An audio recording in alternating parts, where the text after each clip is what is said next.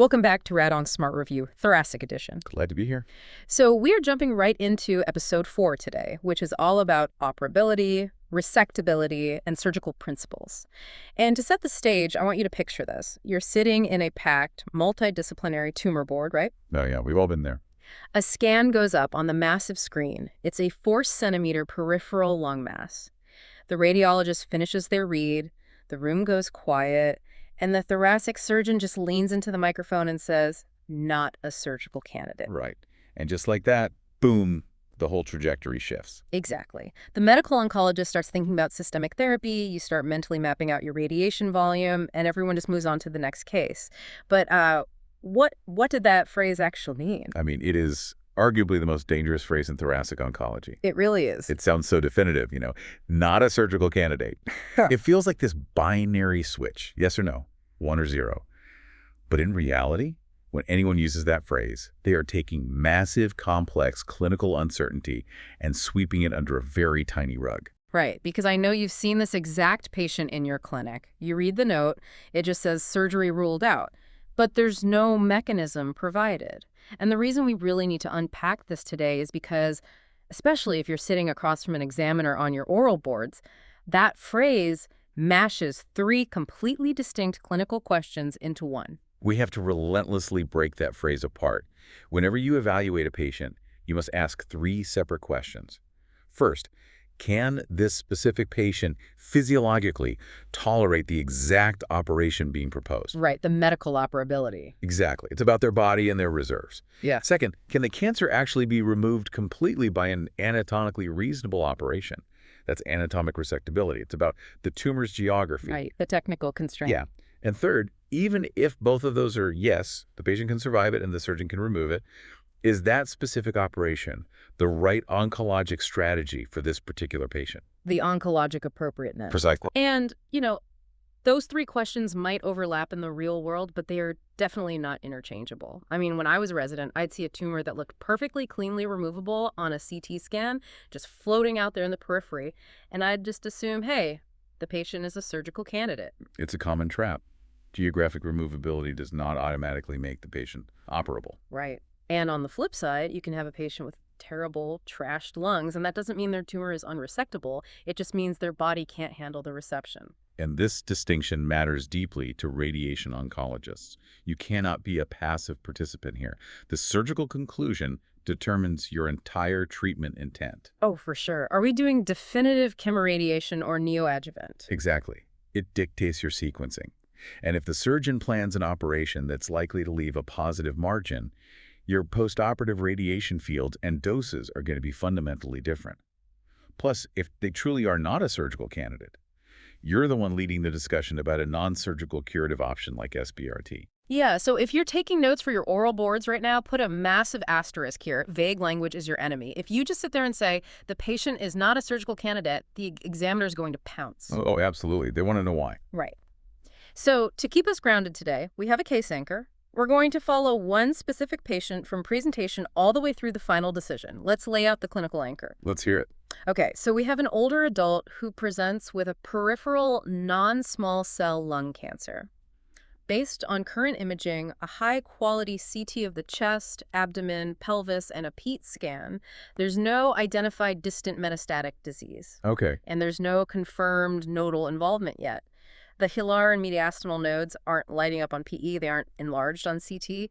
So we have a provisional clinical stage of a node-negative early-stage tumor. A classic setup. Yeah. Now, the primary tumor appears beautifully removable geographically, but physiologically, the baseline FEV1 and DLCO are both significantly reduced. On top of that, a low-technology walking assessment in the clinic was poor. That complicates things. Right. You talk to the thoracic surgeon, and they say, well, either a lobectomy or a selected sublobar operation might be technically possible, but they haven't committed yet because they're worried about the patient's lungs. That is the classic, slightly murky, incredibly common real-world presentation. I mean, this is the bread and butter of a thoracic tumor board. Oh, totally. And the board is going to look at the radiation oncologist and the surgeon and ask those 3 exact questions. Is the patient medically operable? Is the disease anatomically resectable?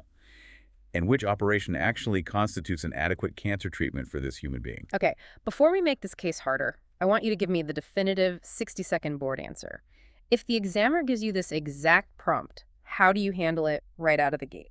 I would look the examiner in the eye and say, this patient has apparently localized non-small cell lung cancer, and the treatment intent is curative. I would first complete the clinical stage using the AJCC version 9 and confirm the nodal assessment. Right, get the staging done. Then, I would evaluate medical operability entirely separately from anatomic resectability.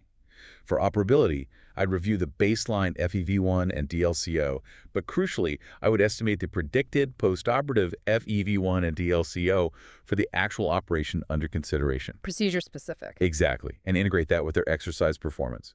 Because the low-tech exercise assessment is poor, I'd require formal CPAT. I would also assess cardiac risk, frailty, nutrition, comorbidity burden, and patient goals. And I would acknowledge that no single test value is an automatic universal exclusion. Perfect. That covers the patient. What about the tumor? For resectability, I would ask the thoracic surgeon to explicitly define the planned operation, the statistical likelihood of negative margins, the nodal evaluation strategy, and the fallback plan. The fallback is so critical. Right. And if the patient can tolerate an oncologically adequate operation and complete resection is feasible, surgery is reasonable. However, a sub-lobar approach should only be selected if the tumor size, location, and nodal evaluation fit the modern evidence, not just as a desperate attempt to force surgery in a marginal patient. Finally, I would compare the actual proposed operation with a reasonable non-surgical curative strategy like SBRT through shared decision-making. That is a phenomenal 60-second answer. It establishes the whole logical structure. But, while that passes the test, real clinical practice requires us to slow down and unpack the why. So let's deconstruct operability first. Let's do it. I love this analogy to keep these concepts straight. Think of operability as the car's engine and resectability as the road. That's a great way to frame it. Operability is asking, can this engine actually survive the trip? Resectability is asking, is the road ahead even passable? And appropriateness asks, should we even be driving to that specific destination? The engine and the specific trip. You're never asking if the patient can survive some vague concept of surgery. You're asking if their cardiovascular and pulmonary systems can tolerate the exact operation required to cure them. Right. So let's start with the baseline numbers because massive errors happen here. According to the 2025 ERCIST's fitness framework, we absolutely need both FEV1 and DLCO. And I'll admit, years ago I'd see a decent FEV1, like 85%, and I'd think, we're golden. I completely ignore the DLCO. Yeah, that happens all the time. Why isn't one number enough? Why can a patient move air perfectly well but still be at massive risk on the table? Because they measure fundamentally different things. FEV1, forced expiratory volume in 1 second, describes mechanical airflow limitation. It's about the physical pipes. Are the airways obstructed? Do they have the muscular mechanics to move air against resistance? Okay, moving air in and out. But moving air is entirely useless if the oxygen can't cross over into the bloodstream. And that is where DLCO comes in. Diffusing capacity for carbon monoxide. It measures gas transfer capacity at the microscopic alveolar capillary membrane. So the physiological exchange mechanism. Precisely. You can have a patient with gorgeous mechanical airflow. FED1 is 90%, but their alveolar capillary membranes are destroyed by interstitial lung disease or severe emphysema. Their DLCO might be 35%. If you only look at FEV1, you send them to the OR, they get a lobectomy, and postoperatively, they cannot oxygenate their blood. Wow. And they end up ventilator dependent. Exactly. Or, conversely, a terrible FEV1 from severe asthma, but a preserved DLCO. Each metric can identify a lethal risk that the other completely misses. Both must be evaluated. Now, I want to push back on how we used to be taught. If you look at older review materials, there were these magical absolute numerical cutoffs, an inoperable line. If your baseline FEV1 was below 1.5 liters, boom, inoperable, go to radiation. Yeah, the old rigid absolute thresholds. They're historically useful to understand old clinical notes or legacy radiation trials that defined inoperability that way. But they are absolutely not universal definitions today. The most unsafe sentence you can say to an examiner today is, your FEV1 crossed the inoperable line, therefore surgery is contraindicated. Right, because it ignores what's actually being removed. So what's the safer sentence when a resident presents a patient with an FEV1 of 38%? You should say, this baseline result raises significant concern. Therefore, we need to estimate what functional reserve would remain after the proposed operation and integrate that with exercise performance, cardiac risk, and available alternatives. It shifts the focus from a static snapshot to a functional, procedure-specific reality. Procedure-specific reality. Let's dive into predicted postoperative function, or PPO. Baseline isn't enough because operability depends on what the surgeon takes out and what they leave behind. And the absolutely critical word here is functioning. That is the crux of the issue. The PPO calculation is not just basic mathematical subtraction based on the raw volume of lung removed. The human lung is not perfectly homogeneous. The estimate has to reflect the functioning segments. Right, like the biology of a smoker's lung. Yeah. If a patient has a massive obstructing tumor in the upper lobe or severe emphysematous bully there, that tissue is dead space. It takes up physical volume, but it doesn't contribute to gas exchange. It might even compress healthy lung below it. Which is the concept of lung volume reduction surgery. Removing dead space improves mechanics. Exactly. Removing that diseased region is vastly different from removing a pristine lower lobe. If a perfusion scan shows the upper lobe only contributes 5% to overall lung function, then the PPO FEV1 will be virtually identical to their baseline FEV1. The surgeon is taking out dead weight. But if you just did a raw mathematical subtraction, assuming all lobes are equal, you'd falsely deny them a curative operation. Exactly. You have to calculate PPO based on the functional contribution. Which creates this really complex pairing of questions. What operation preserves enough reserve to keep them off oxygen versus what operation actually provides adequate margins in cancer control? You can't answer one and ignore the other. And that leads directly to the danger of the fallback requirement. Say a patient has marginal numbers. The tumor board builds a plan around a lobectomy. The PPO numbers for a lobectomy look acceptable, like 45%. But the surgeon knows the tumor is central, abutting the pulmonary artery. They might get in there, realize they can't get a negative margin, and have to take the whole lung. Right. I've had a patient where exactly this happened. We approved a lobectomy. The surgeon calls me later and says, it was encasing the bronchus. I had to do a pneumonectomy. The patient ended up in the ICU for a month. That's the trap. If you calculate the risk only for the best-case lobectomy, it's dangerously incomplete. Could the patient's engine actually tolerate the pneumonectomy trip? You can never build a plan that hinges on an unstated fallback operation that the patient could not reasonably survive. If a pneumonectomy is a realistic possibility, you must calculate the PPO for it. If it's 20%, surgery might not be the right upfront choice at all. And let me throw another wrench into this neoadjuvant therapy. We are giving chemoimmunotherapy left and right now. If a patient gets 4 cycles before surgery, we can't just rely on the breathing tests from 3 months ago, right? Absolutely not. Their condition might have changed entirely. They could have immune-mediated pneumonitis, destroying their DLCO, or they had a great response that unblocked an airway and improved their FEV1.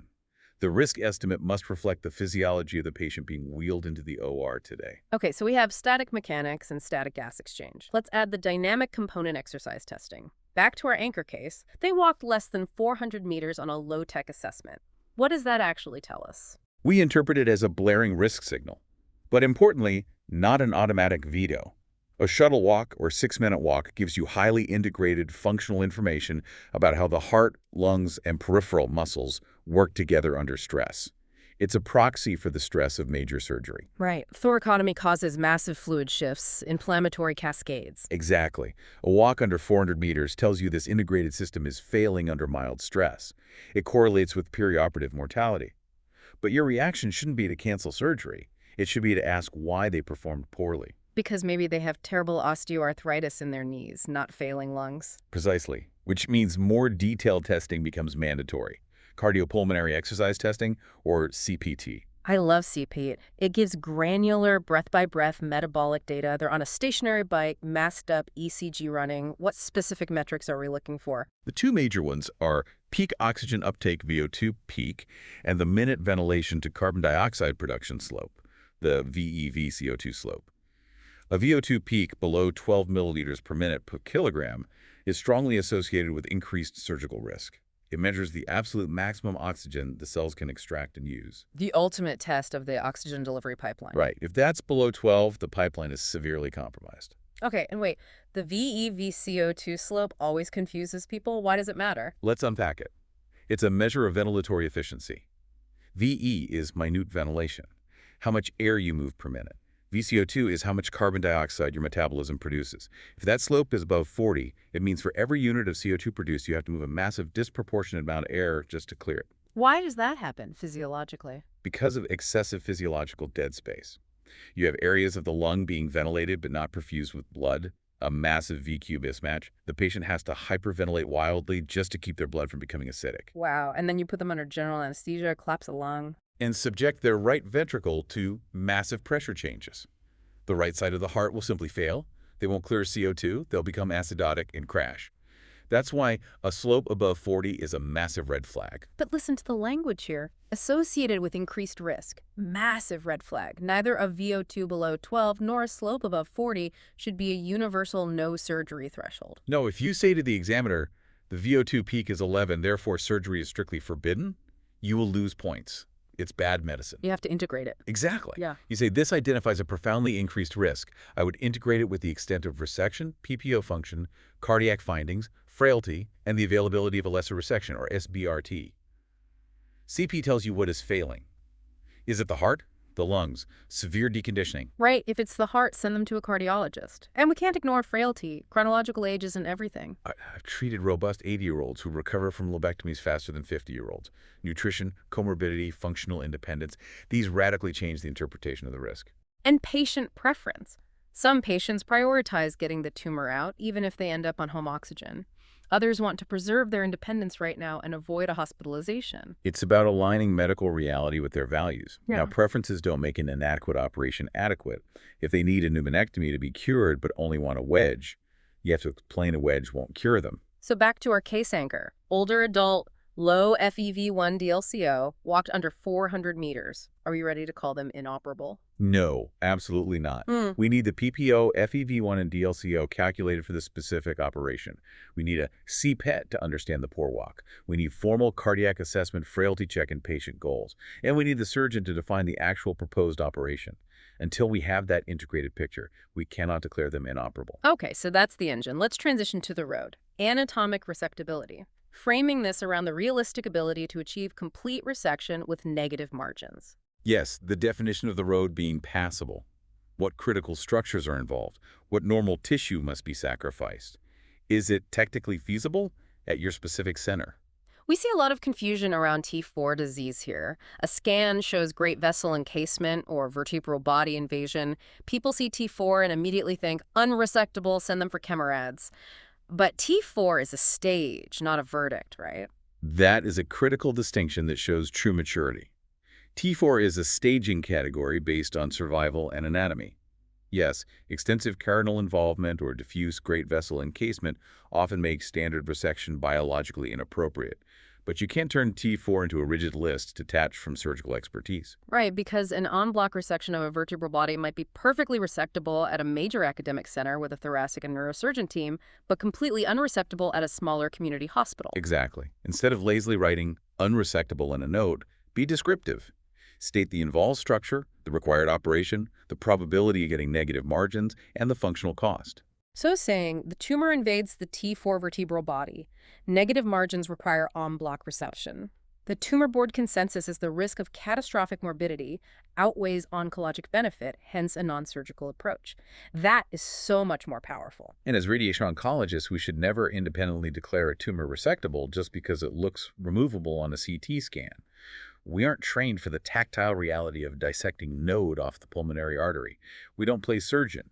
The surgeon defines the procedure and the fallback. And resectability changes. If you get EBS confirmation of N2 disease or there's interval progression, a beautiful lobectomy plan might turn into a highly morbid pneumonectomy plan. Which is why the anatomical assumptions must be crystal clear before multimodality treatment starts. If you give neoadjuvant radiation assuming a lobectomy and they end up needing a pneumonectomy, you've subjected that remaining lung to toxic stress, risking fatal ARDs. Let's shift gears to surgical principles in modern trials. Oncologic appropriateness. For decades, the lobectomy was the undisputed heavyweight champion, but the landscape has shifted with recent randomized data on sublobar resections. It has, but we have to be extremely precise about how.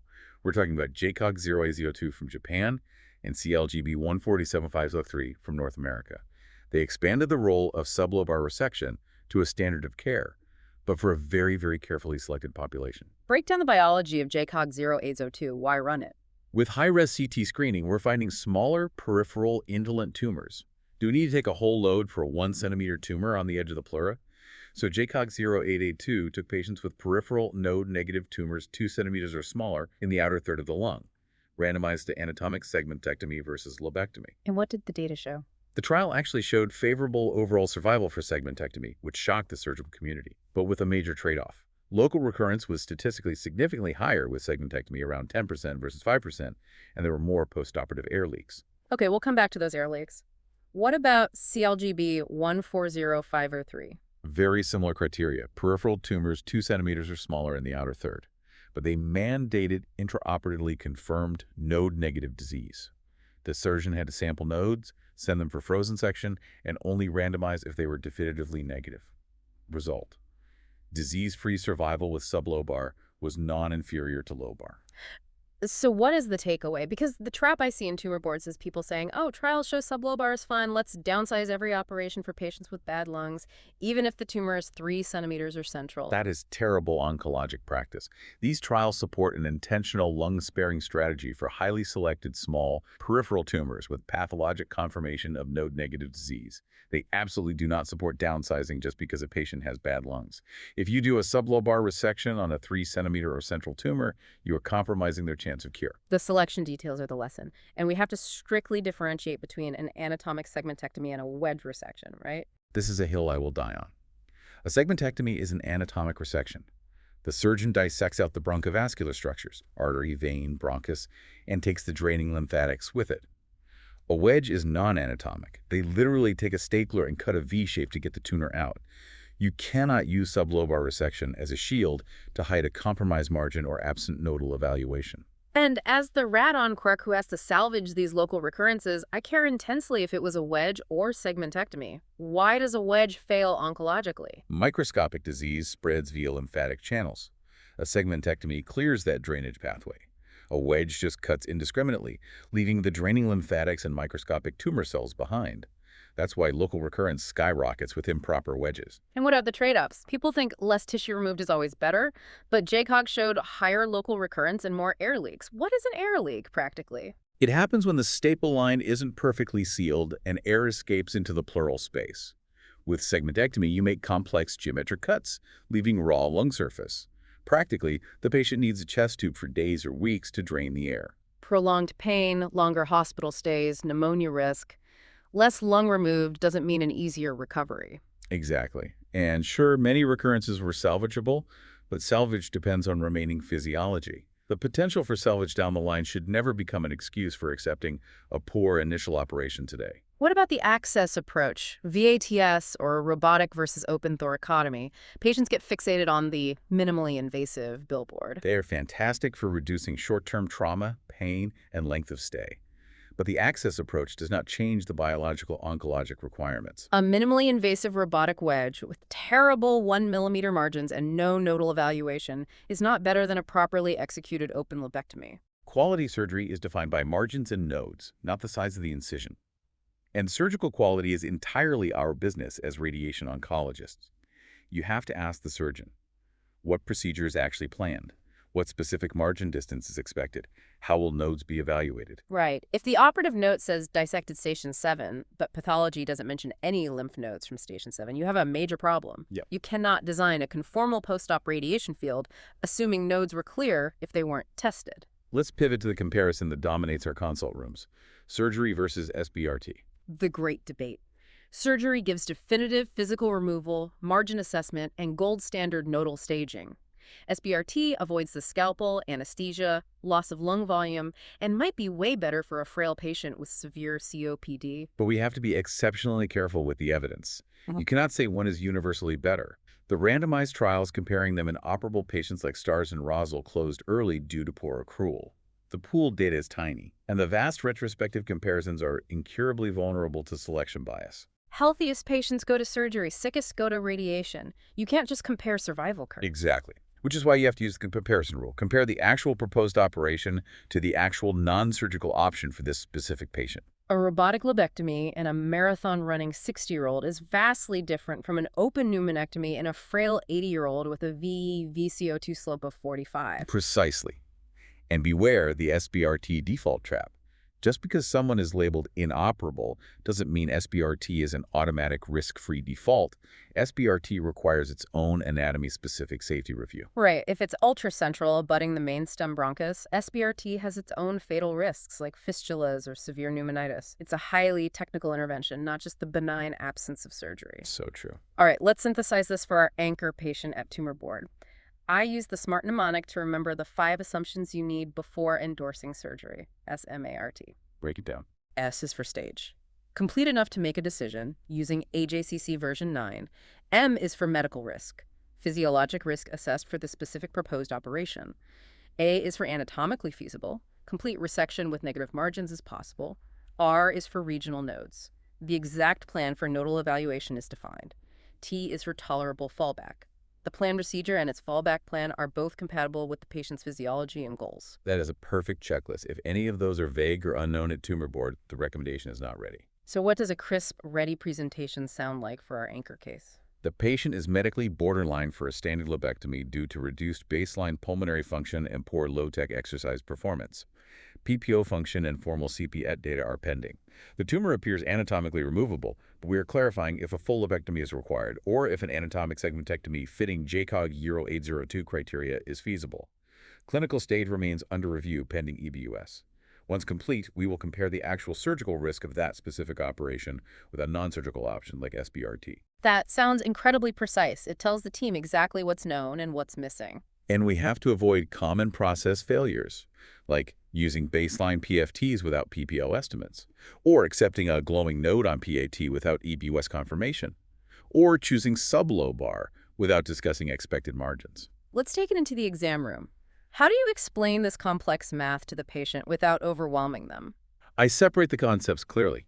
I say we are separating whether the cancer can be removed from whether your body can safely tolerate the stress of the operation. No single breathing test number makes the final decision. We'll estimate the functioning lung that would remain, check your exercise performance on a bike, evaluate your heart, and figure out what matters most to you. The surgeon will define the exact operation to get negative margins and check lymph nodes. Then, we compare that specific operation with a focused radiation option like SBRT and choose together. Beautifully patient-centered. And a quick note on toxicity and surveillance. Surgical counseling has to be proportional to the operation and baseline reserve. Talk about the real risks of prolonged air leaks and loss of independence. And survivorship depends entirely on having complete operative and pathology records. Right, because salvage therapy is sometimes possible, but the mere theoretical possibility of salvage radiation never justifies performing an adequate initial resection today. Okay, let's smoothly transition to high-yield board prep. 3 oral board traps and 6 board pearls, then the board blitz. Let's hit the traps. Trap number 1, declaring inoperability from one single number, saying the FEV1 or CP value crossed a cutoff, so surgery is prohibited. The correction is to call it a WISC signal and integrate it. Trap number 2, using operable and resectable as synonyms, saying they have terrible lungs, therefore the tumor is unresectable. The correction is to give separate, distinct conclusions for medical operability and anatomic resectability. Trap number 3, treating every sublobar resection as trial proven. Assuming any quick wedge is acceptable, the correction is to explain why your patient fits the strictly selected sublobar evidence, distinguish segmentectomy from wedge, and acknowledge trade-offs. Excellent. Now the 6 board pearls. Let's trade these. Pearl 1. Operability belongs exclusively to the patient and the proposed procedure. Resectability belongs exclusively to the disease and the anatomical operation required to remove it. Pearl 2. Measure both FEV1 and DLCO, then aggressively estimate predicted postoperative function from the functioning lung expected to remain. Pearl 3. Poor exercise performance triggers deeper metabolic assessment, not an automatic veto. A walk under 400 meters, VO2 peak under 12, VEV-CO2 slope over 40, these are severe increased risk associations. Pearl 4. The fallback operation matters immensely. If a pneumonectomy is biologically plausible, do not approve a plan using a risk estimate calculated only for a best-case lobectomy. Pearl 5. Sublobar resection is an intentional oncologic choice, not merely a physiologic compromise for frail patients. Selection criteria must match the evidence. Pearl 6. Always compare the actual proposed operation with the actual non-surgical option. Don't turn surgery versus SBRT into an abstract contest. Beautiful. Time for the board blitz. I'll fire 3 specific scenario questions at you. Listeners, commit to an answer before the expert explains. Here we go. Imaging shows a localized central lung cancer. The surgeon can remove it completely, but because it encases the main pulmonary artery, the only technically feasible operation is a full pneumonectomy. The integrated assessment indicates the patient absolutely cannot tolerate a pneumonectomy. Which statement is most accurate? The tumor is completely unresectable. The patient is operable because the tumor can technically be removed. The tumor may be anatomically resectable, but the patient is medically inoperable for the required operation. SBRT is automatically the correct treatment. The best, most precise answer is choice C. Resectability describes whether a complete operation is anatomically feasible, which it is. The surgeon can get it out. Operability describes whether the patient's engine can tolerate that named operation, which they cannot. Choice A uses the wrong category, choice B ignores medical risk, and choice D dangerously skips the need to complete nodal staging. Spot on. Question 2. A patient has significantly reduced FEV1 and DLCO on baseline testing, walks less than 400 meters, and has a CPET VO2 peak below 12 and a VEV-CO2 slope above 40. What is the best interpretation? Any one of those values proves universal inoperability. The findings are severe increased risk associations requiring deep integration with PPO function, the exact operation, cardiac assessment, and patient goals. Baseline pulmonary values no longer matter once CPIT is available. The safest response is to choose a smaller operation without evaluating oncologic adequacy. The best answer is choice B. Every single finding raises life-threatening concern, but none is a universal veto. Choice A falls into the absolute threshold trap. Choice C incorrectly replaces one test with another. You need both static and dynamic data. Choice D confuses a physiologic compromise with a valid cancer operation. Exactly. Last one, question 3. A patient with marginal pulmonary reserve has a peripheral non-small cell lung cancer, 2 centimeters or smaller, in the outer third of the lung. The surgeon proposes a robotic wedge simply because it removes less tissue, but hasn't described the margin distance or nodal plan. What is your best next step? Endorse the robotic wedge because all sublabar surgery is proven equivalent. Reject all surgery because marginal reserve means they are inoperable. Clarify whether the tumor biology and planned operations strictly fit the sublabar evidence. Demand they define the expected margin and nodal strategy. Determine if an anatomic segmentectomy is planned, and compare that final proposal with SBRT. Ignore the nodal plan because a small peripheral tumor is almost always node negative. Choice C, without a doubt. Randomized trials support highly selected tumors treated with deliberate, active attention to nodal conformation and exquisite technical quality. Choice A erases those strict criteria and conflates wedges with segmentectomies. Choice D risks massive clinical understaging and undermines why surgery is valuable over radiation in the first place. Perfect, airtight logic. Yeah. The durable, overarching lesson across all this is the absolute necessity of discipline separation. Medically operable for a named procedure, anatomically resectable with negative margins, oncologically appropriate compared with alternatives. And you accomplish that by using baseline PFTs, PPO calculations, exercise testing, cardiac assessment, and patient preferences as one fully integrated risk model. Stop searching for a single magical number that makes a hard decision for you. It simply doesn't exist. And appraise the actual biological procedure, not just the abstract word surgery. A full lobectomy, a segmentectomy, a wedge, and a pneumonectomy carry fundamentally different consequences. The sublumbar evidence is practice-changing for selected tumors, but it does not remove the requirement for adequate margins, definitive nodal evaluation, and honest patient counseling. Which leaves us with this final provocative thought. A radiation oncologist contributes to a surgical decision not by playing amateur surgeon and not by passively waiting for orders. We contribute by ensuring that the gross anatomy, the dynamic physiology, the modern trial evidence, and the alternatives form one biologically coherent, defensible plan. Make all the hidden assumptions visible before you recommend multimodality care. That is exactly how we add profound value to the tumor board. In Part 5 of our series, we will be moving from the abstract logic of treatment selection to the highly technical reality of the planning workstation, building a practical framework for thoracic simulation, respiratory motion, and image guidance. Get show notes and complete practice oral boards at radoncsmartlearn.com and subscribe for our next episode. Thanks for tuning in.